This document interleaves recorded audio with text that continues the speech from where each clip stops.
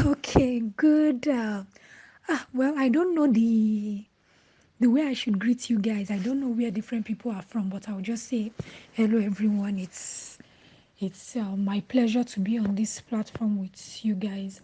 So please, you excuse my voice. I hope you guys can hear me clearly. It's kind of cold here, and I'm struggling with cold, but I'll try to speak up so you can hear me as I go through the slides. So as I don't know whether Samuel has said Aderonke Smith. I'm currently doing my postdoctoral research fellowship at ICGEB in Cape Town. So ICGEB is a biotechnology. It's not a company; it's an institute because it's it's a branch of UNIDO, and it's the component in Cape Town is affiliated with University of Cape Town. So after I finished my PhD at University of Cape Town, I just I got the research fellowship and I started at ICGB. So basically, I'm still within the same compound, but just under a different institute. So I think I'll just go to the main thing straight away so we don't waste time. So now I'll be talking through the slide where you can see the STEM definition. So we already know that STEM refers to science, technology, engineering, and mathematics.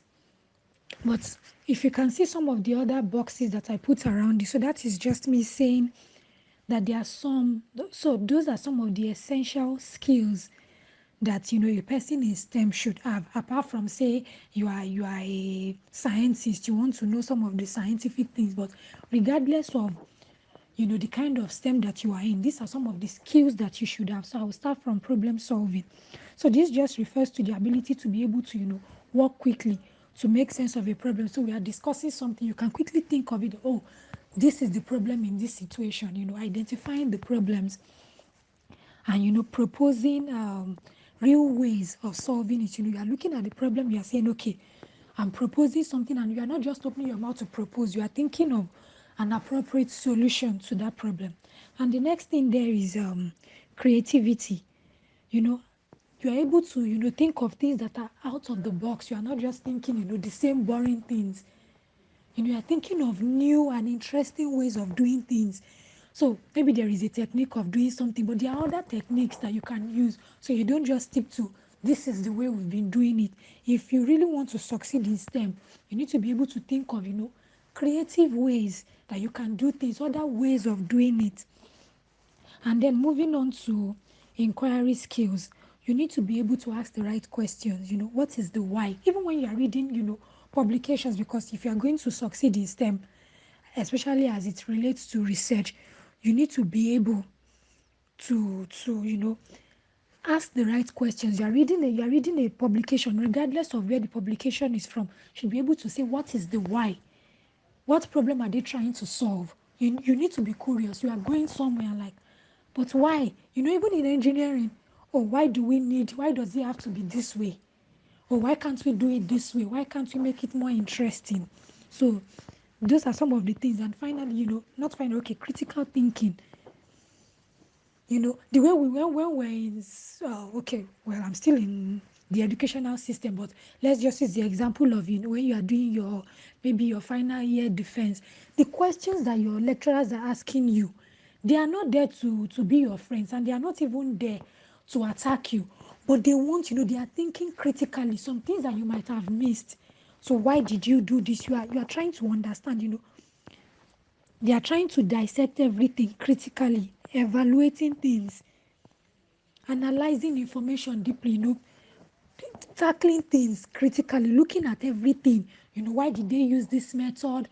Okay, could they have done it this way? What is the better way of doing this? Why did they look at this particular population? That is the part where you need to be able to think critically. And finally, collaboration. We've all heard of the adage that says, if you want to go fast, go alone. But if you want to go far, you need to go with other people. Identify those that are on the same journey with you in this whole STEM thing and go with them. Collaborate. Like, collaboration is it is so important in everything, not just for those of us in STEM. Even in business, you can't do everything on your own. If you are trying to build a house, you can't be the painter, you can't be the architect, you can't be everything.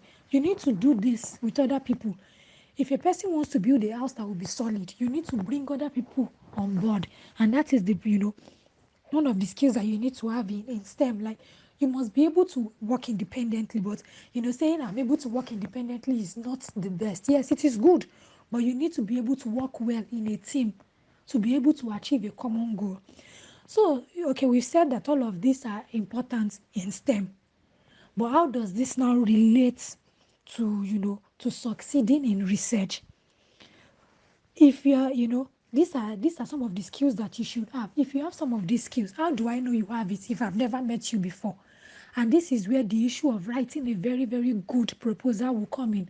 If I've not met you, how do I know you have inquiry skills? How do I know you can be creative? The only way I can know is if you give me a proposal about what you intend to do, and I can read, I can say, oh, this person is really creative. This person knows how to identify the whys. And that is why, in talking about basics of research in STEM, I'll be talking about writing a good proposal. And I hope it will really help, even if it's one or two people in coming up with something good, I will feel really, really satisfied. Okay, so in talking about writing a good research proposal, these are some of the things I want us to look at. So, talking about the title, identifying the research area, developing research questions, defining your methodology, writing the actual proposal, and then common errors in writing proposals. So now I'll be talking about the importance of your title and what a good title should have. So, if your title is good, and maybe your proposal is for you to get like maybe a master's scholarship or whatever scholarship, or even maybe you've identified a supervisor that says, oh, I already have a list of proposals, I already have a list of topics, so pick one of the topics, write a proposal, and this is how I will decide if I'm going to go with you. Whatever the case may be, having a nice title can already win about 50% of the people on your panel. Then the rest, you just know that, okay, I'm going for 50. And, 50 is already pass mark. But of course, you need to go beyond that. But I'm just trying to emphasize that having a very, very nice title can get half of the work done. So what should you have in a good title? Your title must be concise. You don't want to write like you're already writing a whole abstract in your title. No. You want the title to be short. It should make a good impression. After saying it, a person should be interested in saying, oh, wow, I need to know what this is about. It should make the reader curious, like, oh, okay, what will this person, if this title is this interesting, then there must be more where this is coming from. It should be informative and compelling. Like I said, it must generate curiosity. It must compel the people to want to read more. They need to be interested in going beyond just the title.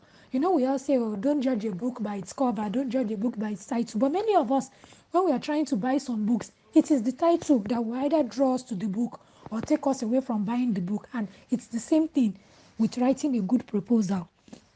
So in this, you want to use words that are pointers towards expected results instead of those that will be describing your process. So you want to say things that will direct the people to the result you have in mind, even though you don't know the result yet, but you kind of have an idea of where this is taking you to. So for example, like I put in this slide, you are saying something like toxicity profiling and its importance in drug discovery. You don't want to start saying things like the use of something, something, something, because now if you already mentioned the method you are using, if I already know the method, why should I accept your proposal? But if that is not there, then I'll be like, okay, toxicity profiling, what will this person use in achieving this? I want to see. I want to go beyond the title. And another example there is LED lights and their role in environmental pollution. You don't want to start giving me the information I'm supposed to be seeing in the actual proposal in the title. Then the other thing is that don't use questions. You have places where you can highlight your questions. Don't ask what your research question should be in your title. Leave that still, later. And finally, don't review too much. Don't give out too much. You want it to generate curiosity. You want them to read more about it. You don't want them to make conclusions on your proposal by just reading the title. If you've reviewed too much, they can easily judge you You've already put everything you're intending to do in your title. So, okay, this is it. There is no need for me to go beyond this. So they'll be making the decision based on just your title. And if the title is not good enough, there it goes. But you want them to go beyond that, see what is actually within the proposal, and then they can make their judgment on something that is, complete, not just on your title. So okay, so now we've talked about the title. You already know. So let's use the example of a case where the topics will be picked for you. At least I can remember that in my case, when I was doing my undergraduate thesis, we already had like a list of topics that we need to pick from. So in that case, the title is not one of your issues. But one of the other things that is, very, very vital. Oh, I'm saying lots of very. Okay. That is vital is the fact that you need to pick the area of research that excites you. You need to be excited about whatever area of research you want to write this proposal on. And not just because of the proposal itself, or because research has its own ups and downs. Sometimes, things fail, experiments don't work out the way you want. Even if your own area involves you, doing questionnaires, sometimes people just don't respond to your surveys. People don't give you the answers you need to be able to put things together. But if this research area is something that makes you think, every time you're tired and you remember that I love what I'm doing, it energizes you. It makes the work easier to do. So identify the area of research that you love, that makes you tick. Then you also want to, in now writing your proposal, you also want to go from what is known to the unknown. Even though we are calling this thing research, research on its own is real. You are searching something that other people have done. You are not expected to just come up with something out of the blues. You are going to build on what others have done. And this is where, this thing of saying climbing on the shoulder of giants. There are some people that have seen these things before you. You are not condemning their work, but you are telling us that this is what so person has done. This is what, in reading, in me going through different literature, this is what other people in this field have done. But despite all of these things that they've done, there is still something that is missing. So that is you going from what we all know to what we don't know. And in doing this too, yes, there are some publications that were written maybe in 1991, and they are still relevant because maybe people have not really found some things. You might include them, but you don't want it to be just you can't keep referring to things that were written in the early 90s. Clearly, some other people would have done things that are that are more recent. You also want to make reference to that. So after putting all of these things together, this is when you will now say, okay, they've identified all of this, but this is the gap in knowledge. So I will use my case as an example. My focus is in cancer research. So we can say, okay, yes, many people have been coming up with different drugs, different means of, telling if people have cancer. But despite all of these, things that people have done in cancer, we are still realizing that there is still a relapse. So that is me saying, yes, all of these things have been done. But cancer patients, some of them will always have a relapse. And this is the gap in knowledge, that what is causing this relapse, that is what we don't know. So I can now come on to say, oh, I can't find a solution to all of this, but I'm going to identify a way I can come in to find out what is causing the relapse. And that is, you identifying how the proposed research will provide the missing link. Again, in this, nobody is expecting you to be the one to find the entire solution, but at least you can propose. You can say, okay, for my own project, I'm going to see if this particular protein is causing relapse in cancers. That is how I want to solve the problem. And the area of novelty will also come in. If I say, okay, even the protein I'm looking into, other people have worked on it, but this is the method I want to use, there must be something novel in what you are going to do. You can't come and tell us exactly the same thing that others have done before. No matter how little it is, there must be that new element. And that is where you can now say you are filling in the gap. You can't just say, oh, other people have found this. I've also seen this is the problem, but you are not telling us what you intend to do. And even if you're telling us what you intend to do, it is exactly the same thing that someone else has proposed. That is going to be a fail. There must, no matter how, even if the thing is just 0.5% new, let there be something new that you are trying to find out, that is going to give us an answer. So now I'll be talking about developing your research questions. So even though this is coming as developing your research questions, in most of the proposals I've written, I didn't write like, okay, research question, but this is just talking about you. Like there should be a point where these people will know, whoever is reading your proposal will know that this is the question this person is answering. And most of the time we write it, it is presented in maybe writing it as rationale for doing this study, or some people just go straight to writing it as aims and objectives. So this is what I'm aiming to do to answer, but within that aim you kind of spell out what the question is. So most of the time it's not really like a question mark kind of thing but this is the issue I'm trying to address. So this is the point where you express what the situation that needs investigation. Like I said, does not exactly need to be written as a question. And the other thing is that it needs to be developed alongside the hypothesis. And what is your hypothesis? This is just the prediction a researcher makes about the expected relationships among variables. So again, in my current research, I will use that as an example. So in my case, I said that the aim of my project is to develop prostate cancer organoids from patient-derived urine for the purpose of drug testing.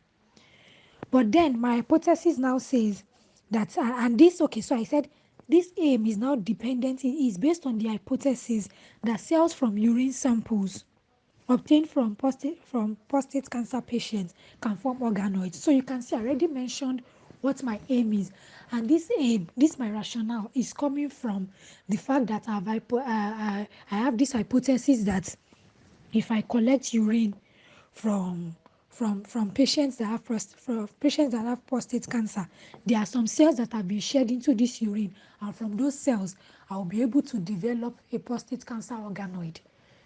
So that is my hypothesis, and I'm linking that to my research question. Okay, the question is that, is it even possible to develop this? That is the question I'm trying to answer, but I've linked it to my hypothesis because the hypothesis can be true or false, but we don't know until I start, carrying out my experiments. And again, your research question should be clear and concise. People should be able to understand what you are trying to say. And then you must be able to provide an answer. And your answer will come when you eventually start doing your experiments.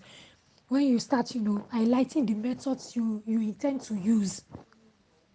And again, because we've said your hypothesis can be true or false, at the end of the day, if the answers come in and it is false, we'll now know that I just said that this is possible or it is not possible. Now, after doing this experiment, I've seen that it is not possible. You've answered the question. Whether the thing fails or not, you've answered the question. And I think one of the things that, that is not really, really highlighted in research is the fact that we only celebrate positive results. But even a negative result in research is a result.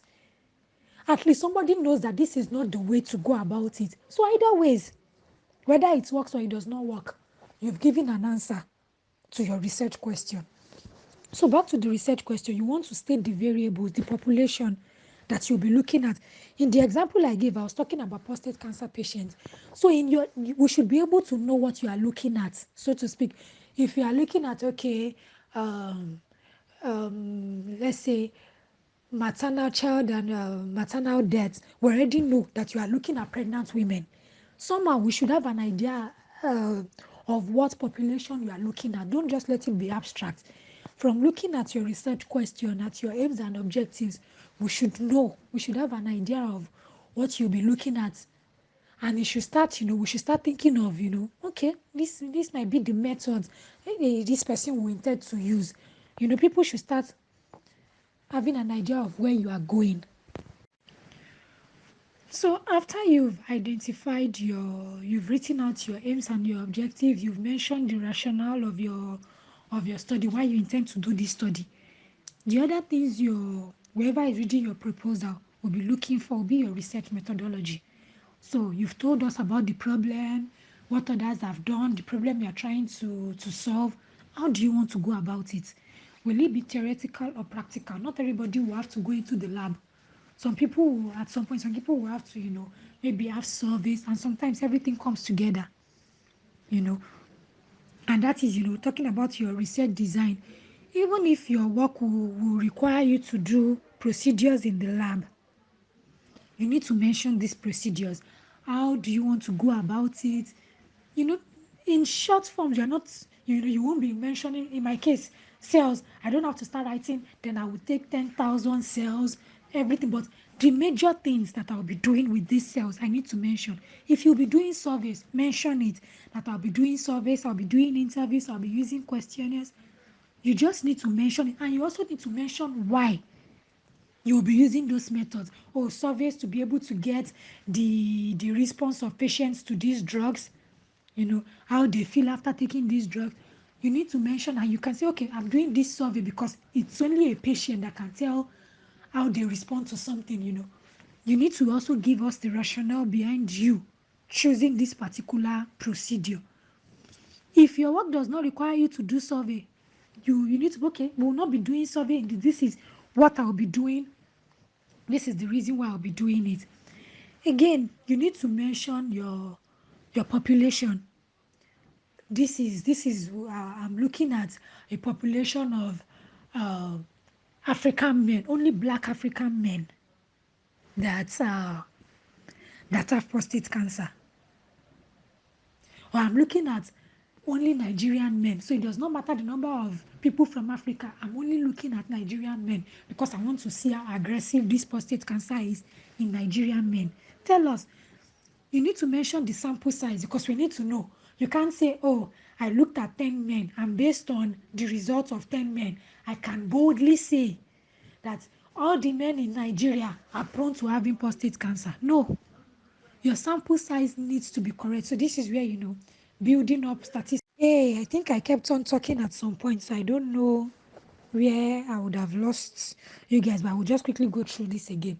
So I was talking about the methodology too. So you mentioned the techniques you intend to use. You talk about your sampling, the population of interest. So like I said, my own example is prostate cancer patients. So I will identify. I'm looking at, because clearly I can't look at all the prostate cancer patients in the world. I'm looking at patients that men that have prostate cancer only in southwest Nigeria. Then I work out my sample size. I can't, because if your sample size is not good enough, you can't gather everybody that has prostate cancer in southwest Nigeria as well. But your sample size needs to be good enough for you to be able to extrapolate and say, okay, there are like 2 million men in this place. I sampled about, say, 500 of them, and based on what I've seen, I can almost say that this might be relevant. You want a sample size that is, that you can, and there are ways of, doing the sample size calculation, all of those things. These are things that you will learn in, statistics. And there is, we have statistics for different fields in STEM. The way we do statistics in health sciences is, kind of different from the way other people will do it. Again, you want to look at the criteria for picking these people. There are some that you will exclude some criteria. You will say, okay, if this is this case, we'll be excluding some of these people.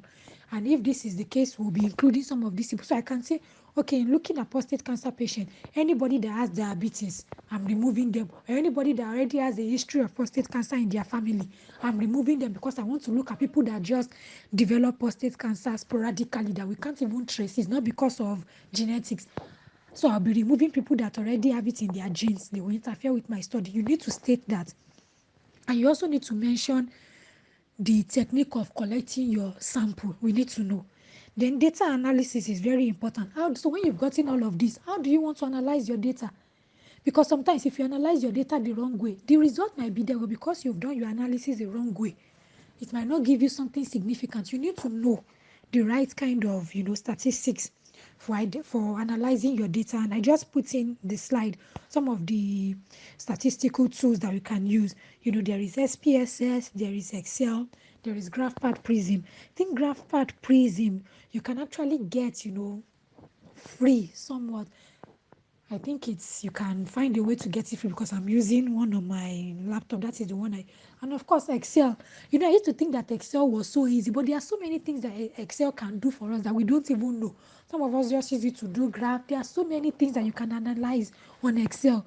So these are some of the areas where we need to also go for training so that you can use the right statistical, um, how do I put it now? You can use the right tool to be able to answer your question. You are not using the wrong thing. Maybe you are using paired t-text, paired t-text when you should be using something else. And because you use paired t-text now, you are not getting the right, it is now telling you that your result is not significant. Then if you will be working with, you need to consider the ethics of what for people in engineering. Okay, you want to build something in a residential area, you need to look at it. Is this thing safe to build? Who did you take the ethical permission from? And for those of us in, like, say, health sciences, if I'll be using animals, I can't just go and pick animals. People that are, involved in animal rights, they will come for me. So you need to go through the right means. I need to say, okay, I won't inflict pains on this animal. If this animal is sick, regardless of whatever is happening with my result, I'm going to put the animal down so that the animal does not suffer. If I'm using human participants, I'm saying, okay, if the people tell me that they don't want to continue with the study, I will discontinue it. People need to agree. If you be using human they need to agree to what you are doing. You can't just go and take people's samples and use them for your experiments without taking the right approach. You need to respect people. And finally, you need to mention some of the equipment, the facilities where you can get them, the resources that you will need to use. Are they available? You can't say, oh, I want to do this in a place, but in the whole of that city, you don't have this thing. How do you? Okay, it is not available in this city, but there is a city that is 30 minutes away. It is, I can easily go there to do this. Mention it. Tell them the equipment you need to use. Okay, in some cases, okay, you say, okay, I won't be the one doing this part. We'll be allowing some people that, this is what they do. They will be the ones to do it. And this is again where collaboration will come in. Okay, our collaborators in this will be doing this for us because they have the equipment. I'm here in South Africa. My collaborators in India will be doing this. Put it there. So they know that, okay, you already have a plan in place to achieve this. So now just briefly talk about writing the proposal itself. So now you've done the background work, you've put all of these things in place, you've noted them somewhere. So now writing, just start writing. Start, don't say, okay, I'm not good enough. Writing is an art. The more you do, the better you get. If you want to learn how to drive, somebody cannot always drive you. You learn by doing, and it's the same thing with writing. The more you do it, the better you get. Even if you've written something yesterday and you read it today, you can correct what you wrote yesterday, but you can't make any correction on a blank page. You can only make correction on what you've written. If something is blank, you can't correct anything on it because it is blank. So, and again, rewrite over and over. Just keep on, go through it, use different things to check, read through it again, make corrections, just keep on going through them. Again, you need to have a particular structure. Have your own writing style and let it be consistent. Even in using, you don't want a part to be, say you are using Calibri, then all of a sudden you are using another font. You want your fonts, you want the size to be the same, you want the font itself to be the same, you want to use the same references style. Not that in some places you are putting the names of the authors in brackets, in another paragraph you are using numbers. You need to be strategic. There must be structure. When you are numbering two, don't do 2.1, then all of a sudden you are bringing in alphabets. Even if you have to bring in alphabet, let there be a structure. Let's say that, okay, under 2 points, under 2, that is where you now want to use bullet points to highlight something, but don't do a mix of bullet points, numbers, different alphabets that at some point people don't even know where they are looking. Be consistent with your paragraphing too. Then if you are submitting a research proposal, maybe for a scholarship, some of them give word limits. Be aware of that. Be aware of the word limit, sentence counts, all of that. Then referencing is important. I was talking about the relevance of you need to reference the works that others have done. Don't claim other people's work to be your own. It is illegal to claim somebody's work as your own. And I think there is Turnitin. I think you can. I don't know if it's free, but I know that Turnitin is a place where you can check if if you've not referenced people. Then referencing too, so that you don't have to keep on entering these numbers one by one. Let's say if you make a correction, the numbers will change, and that manual referencing can be so painful when you're trying to arrange things alphabetically in the list of references. So you can use Mendeley or EndNote, and those ones are actually free. I think you can just download. I think Mendeley is actually free because I'm using it free. Then proofread, read. Typographical errors and spelling errors, they can really annoy people. People can just be like, I'm not reading this again if you are not clear. And for that, you can use Grammarly and any other tools. Then give your work to others. Again, collaboration. Let other people read for you. Let them give you critical feedback. In research, in STEM, criticism is not always bad. Sometimes it is the way for you to be saved, so that before you go and give it to whoever will be judging you, whoever will make that judgment on your proposal, let your friends read it. Let your people, let them read it and tell you that this thing you've messed up here, remove it. Before a person that you can't, you'll be able to explain to people on the panel that this was what I meant. So let people correct you. Finally, common errors that people make in writing proposals. Don't be over ambitious. Don't try and don't be unrealistic. Don't say, oh, I'm coming now to find the solution to cancer.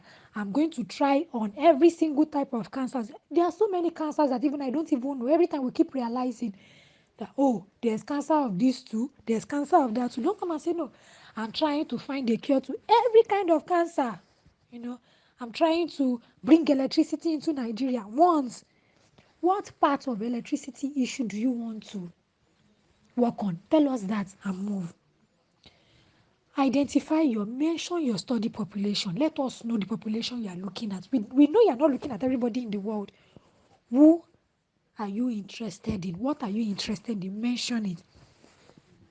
And you also need to emphasize.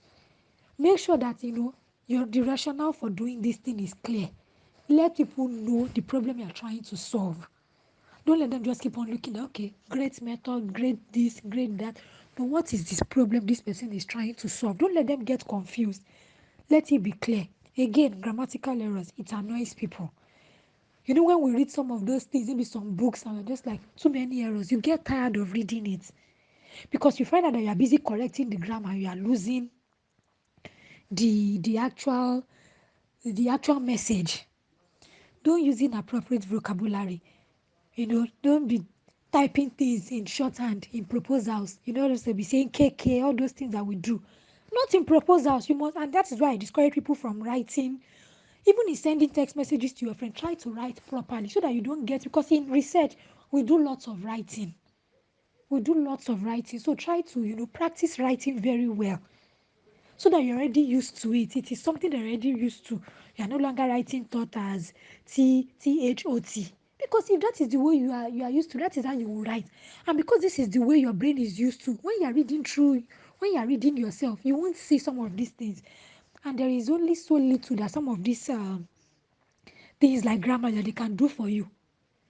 These are computer things. They use algorithms to build these things. So you write well. So that there is, even when people are trying to correct you, they don't have to be correcting every single line. They make sure that your research methods are clear. So after all of this, just go ahead and start writing. Proposals will be rejected, not because you are not great at it, but this is how life is. You win some, you lose some, but don't give up. Research itself has ups and downs, and sometimes it starts from your proposals getting rejected, but just don't give up on writing it. Keep improving yourself. Write, get your friends to read. Just keep getting better at it. Okay, so I have a question here, and it says, I'm currently in my final year and I love research. However, I don't have research skills. Please, how can I start developing myself as an undergraduate? Well, I think every one of us, we have some of these skills in us that we don't even know. But like I said in the first slide that I sent, those are some of the soft skills that you just need to have just to be able to, succeed in STEM research. But one of the things I would say in response to this is that identify the area of research you are interested in. Know for sure. So for me, in my case, I did microbiology, my first degree, but now I'm in molecular biology and my focus is on cancer research. I just knew that I wanted to find a solution to something in science. That was all I knew. So I start, in doing that, you need to know what the problem is. So that is you.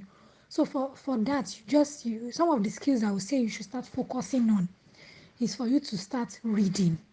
Read. So identify the area of research that you love. Start reading articles in that area of research. Just read so that you are knowledgeable about, the recent things in that area. Practice how to write. Write, and communication. Because in research we do lots of communication, and communication is in two ways. Communication in research is in two ways. Both the in the area of writing, where you write articles to journals, and then in presentation. So start working on some of this, because there are times that you have to defend your proposals. You need to come and talk to people about it. Those ones you can do on your own. Yes, you might not be able to find a lab where you can go and start, practicing some of those techniques and all, but the ones you can do, work on those ones. And even if you can find a place to volunteer, they might say, oh, they won't pay you so much. After my master's degree and I came back, I did my master's in the UK and I came back to Nigeria. I could not find a job. It was such a sad moment, but I went and I was working, I was volunteering in hematology department at the Obafemi Awolowo University, and I learned some extra things there. I was able to practice some things. So if you can find a place to volunteer, please, by all means, at least you can, brush up on some of your, at least the skills, the actual skills that you will be using in the lab or wherever. Do that. But the ones that you cannot, read, write, be curious. Start when you are reading. Start building on that, inquiry skills. Be curious. Okay, what do they mean? Why did they use this technique? And when you start identifying some of those techniques, we have YouTube. Check. What does this technique mean? Look at it. So by the time you eventually get into that research space, even if you don't know how to do the research with your hand, you'll be able to ask the right questions because you've read about it, you've seen the video. So the only thing that you have to learn is for you to then know how to do it on your own. Okay, so one other thing I did mention in answering the first question is that also learn how to find information off the internet. There are so many information flying here and there. Know how to, okay, this is the question. How do I find this? Because we do lots of that. Even in writing your proposal, you have to find relevant materials to fit into what you are trying to write. So those are some of the other skills. Learning how to find the appropriate things off the internet, knowing the right things that you can reference. We know now that we don't reference Wikipedia because anybody can go to Wikipedia to put in things. So you don't want to use Wikipedia, or you want to go to genuine sources. So you also need to work on that. So the second question I have here is what is the essence of attending fellowships and conferences as a researcher, and how do one get the opportunity to attend one? So I think I'll talk about fellowships first. So fellowships are just like research positions, and in the fellowship they just provide an opportunity for you to do cutting edge research in a place where you actually have the facilities. And the other, perk is that they provide for you. They take care of your living expenses and all. It's not like they pay you so much, they call it stipend, but something that you can survive on while you are doing the research. Because you can't focus on doing research when you are struggling to pay your rent, you are struggling to sort out food and all of this. So they take care of your bills so that you can focus on research. And with regards to conferences are great because you get to share this your amazing work, what you've been doing, sleeping in the lab, doing surveys, and you get to share with people. And you also see what other people are doing. But the great thing, or the greatest thing about going for conferences is the fact that you get to network with people. You meet other people that are doing this same thing. You learn how other people are doing these things. Or maybe you say, oh, in my own case, when I'm doing this experiment, it takes me 10 hours. But when you meet other people at conferences, like, oh, when you were talking about that your this thing, that your results, how did you do it? Person can say, well, in my case, I used 2 hours. By talking to this person, you'll be saving yourself 8 hours of work because you've gone for this whole networking. And in some cases too, you meet some of these top shots in your, so to speak, the celebrity in our own research area. And if you eventually want to do any kind of, maybe you want to go to this person's lab to go and do a part of your work, it's easier to say, dear Professor so so so, or dear Mr. so so so, we met at this conference. You can refer to the conference. There is a likelihood that this person will open the mail compared to introductions. You know, most of them, they are so busy, they can't check the mails that they have. They have so many mails. They are, some of them are supervisors. They are doing different things. But when there is a reference point, person will be like, oh, a so conference. They will read and be like, okay, there is a likelihood that they will respond to you because you are like, I discussed with you after the conference. So networking, that is, one of the, and from there, from meeting these people, that is, I've been talking about collaboration. You meet this person, oh, you're working on the same kind of cancer type I'm working on, but my own work is on animals. Oh, you're working on only cells in the lab. We can come together. Those are some of the importance of, going for conferences and the fellowships too. Very important. And okay, the question was talking about how do you get these things? Most of them are online, but again, there are so many things online. How many things can you search, can you look for?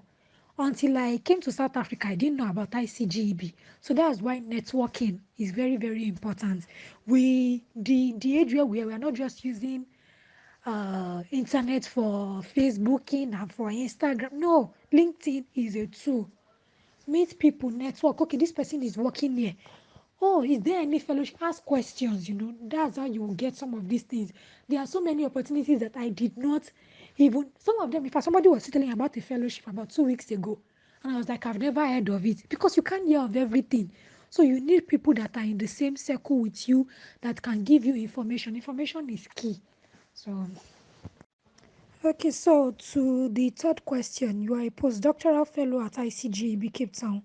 Can you please share with us your story and how you got this opportunity? So, like I said, don't just sit, to the first question, how can I get some research skills? So I'll just start from the point where I went to volunteer. I had to do this free job because I was tired of sitting at home.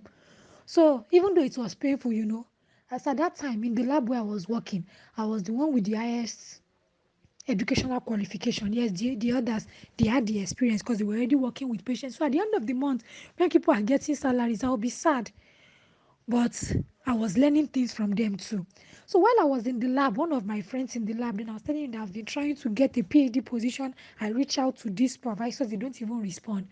Meanwhile, he also had a supervisor because he was doing his own masters at OAU then. So he spoke with his supervisor. The supervisor just told me that, okay, come and see me. Tell me the area of research you want to work on, and let's see. And I told him the area of research. This man reached out to somebody on my behalf that I have somebody that is enthusiastic about cervical cancer. Do you have space in your lab? The woman, this professor, responded immediately. And that was how I came to South Africa, to University of Cape Town, for my PhD. So towards the end of my PhD again, I was already sitting down thinking of what next. Okay, do I do a postdoc so that I can channel my path towards academia, or am I going into the industry? Then I saw the ICGEB advert. So again, I was talking to somebody in my lab that, I want to apply for this thing, but I can't even, I'm thinking of the right area. How do I walk up to this person? And she was like, oh, the ICGEB director is my family friend. I can put in a word for you. I will tell him that you are hardworking, you are enthusiastic about research and all of that. So she spoke to the man. The man said, come and see me. So I went to see, and he was like, this is what my lab is doing. Go and talk to the people in the lab, see where you can fit in, come up with a proposal. I will support your application to the main ICGEB, because they will make the decision. There are three components. One is in Cape Town, India, and in Italy. So the three of them will make the decision, and then they will pick whoever they want to pick. But I'm saying, my this thing is that what I will try to highlight in my story is that wherever you find yourself, it's not just about your research. You don't be too focused on, yes, I must finish my own research. Talk to people, be friendly with people. Again, let people know your work ethics. Don't say because I'm a student, I'm doing research, I can stroll in at any time I like. People are watching you. You don't know who will give in the right word for you. This person that went to talk to the director of ICGEB is a master student. I was doing my PhD. If I didn't have a good relationship with this person will just be like, continue, keep on struggling. So sometimes it's not just the fact that we are so great. Sometimes we need people to also give in the right word for us. So for somebody to be able to give in the right word for you, there must be something you are doing right. So whatever your hand finds to do it well. You don't know who is watching that might be able to give in the right word for you. So I can't say, oh, I got the position just because I was so great and I was so amazing. The fact that she spoke with this person already did about, say, 30% of the work, because the man was willing to meet me and interview me. There were so many people that were writing to meet the man. But it was just like, some of them are in also country. I want to, some of them also want to work with people that they can see. So, well, that is my story. Okay, so to the fourth question, we have a lot of young women in this program. What advice will you give them as a career mentor towards achieving success in STEM? So what I would say is that, like I've been saying, have an idea of, the first thing is, have an idea of where you see yourself in the nearest future. For me, right from time, I knew that I enjoyed being in the lab. So whether I choose to stay in academia or going into the industry, I know that I like to use my hands to answer questions like, why is this turning this way? Why, if I add this thing to this, why is it turning purple? Know what makes you tick. That is the number one. Then also work out the things you need to do. It's not enough for you to say, this is what I want to do. What are the things I need to do to get to this point? Write them out, you know and also realize that STEM research has its own ups and downs. In fact, sometimes the downs are more than the ups. But one thing that I tell myself is that other women are becoming professors. Women are finding solutions to the. If they can do it, I can also do it. This thing is not easy, but these people did it. So that means I can do it. Encourage yourself. Know that nobody, there is greatness is not unique to one person. We can all be great. We cannot be great. It is not somebody's birthright. So know that you can also be great and be determined that regardless of all the failures that I will experience, I'm going to get up again to continue doing this thing. STEM is not just for men. Anybody can succeed in this thing. In fact, when you are doing your experiments in the lab, whatever you are using does not know that you are a male or a female. So just do what you have to do. And another thing I would say is that in research, because like I said, there are so many down moments. So have a good support system. As you are going into this, find your support system. Surround yourself with people that are on the same journey. It does not mean that they must not be doing PhD or this, but let's say they're kind of looking at also succeeding in STEM, like you, so that when you are sharing your experience, they're not just laughing at you like, we've told you, why are you doing this to yourself? They can also encourage you that when I faced this was what I did. Surround yourself, get a solid support system. Again, you can't do it alone. You need people that will support you, when you're people that will say, okay, what can I do for you? Okay, I can teach you this, I can do this. You need that. And again, be open to learning new things. The fact that this technique has been used for the past 20 years does not mean that that's the only way of doing it. Be open to learning new things. So recently I started learning Python. The whole of my research days, and I will say, okay, it's almost been like from BSc that I've been doing AB research, say over 7 years. I've always been working in the lab. I'm not like a computer person, but I've been seeing lots of job adverts where they are talking about the fact that, oh, you need to also know how to do Python in addition to knowing how to do some of these research things, some of the lab skills. So I had to start learning. Be open to learning new things. Your way of doing things is not the only way. Be open to getting information, learn new things. This, life is about constant learning. Learn and unlearn. Unlearn some things, be ready to unlearn some things, be ready to learn new things. So that is what I really say. So I'm seeing a question here. I studied pure mathematics, but during my undergraduate project, I didn't make use of any of the data. How can I know the actual place to go for data collection? Well, I don't know so much about, the mathematics, but what I will say is that your data collection needs to, tie to what you are trying to achieve, What question are you trying to answer? So are you sure that during this your data collection, you actually collected the data that was relevant to your research question? Because if it is not relevant to your research question, there is no way you will be able to use it. So in collecting your data, you need to know the question you are trying to answer first. And then you can say, okay, I've collected this data and I'll be using this to answer it. I don't know if SPSS and some of those things are unique to some of the uh, statistical tools that I put on this slide. If they are unique to people studying mathematics, I really cannot say, but I know that they are statistical tools and I want to believe that, you can use them in analyzing your data. But what I will try to reiterate again is the fact that know what your question is. You've put down your question. This data, then look at it, that this data that I want to collect, will it answer my question? Because if the data will not answer your question, if I'm trying to look at prostate cancer patients and I'm collecting data from people with breast cancer, there is no way I will use that. But again, you need to understand that most of the undergraduate research, they are just to let you to kind of introduce you into what research looks like. So don't feel disappointed that maybe you didn't use the data. Data collection is always relevant, but I will just encourage that maybe you search online that in mathematics, what are the data collection techniques that I need to use, and are there, specific statistical tools for me to analyze my data, especially as it relates to the field of mathematics.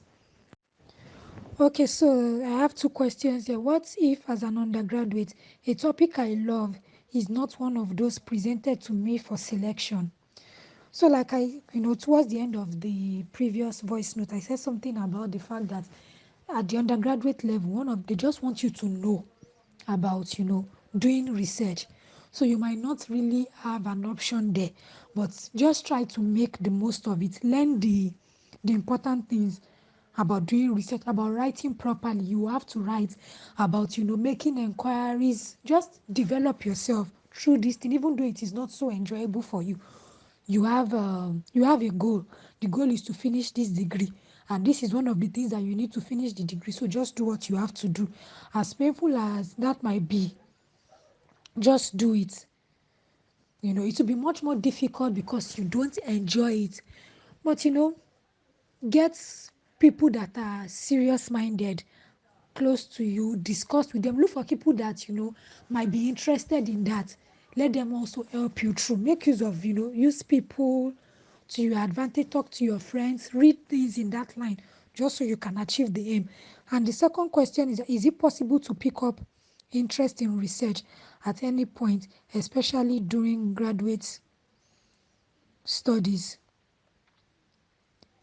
Yeah, okay, so yes, it is possible to pick up interest in research, because even in graduate studies, even if you will not be doing, let's say, stream lab work or all of that, the process of you doing surveys, trying to answer questions, even if your research just requires you to be writing reviews and getting things online, that is still research, because you are reading something, trying to understand what they did, and you are putting something new together. That is still research.